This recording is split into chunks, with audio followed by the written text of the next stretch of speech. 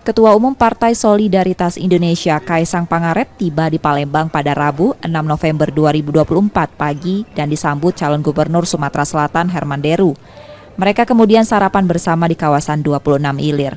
Dalam kunjungannya, Kaisang menyatakan dukungan pada pasangan calon gubernur dan wakil gubernur Sumsel Herman Deru dan Ci Ujang di Pilkada 2024.